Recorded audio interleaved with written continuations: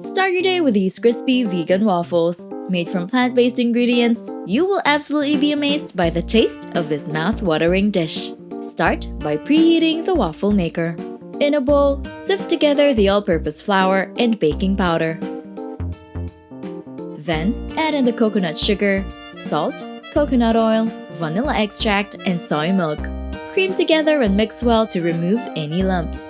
Set it aside for a while before pouring the batter into the waffle maker using a ladle. Cook for 5 to 7 minutes until golden brown. Serve with honey and other toppings of your choice.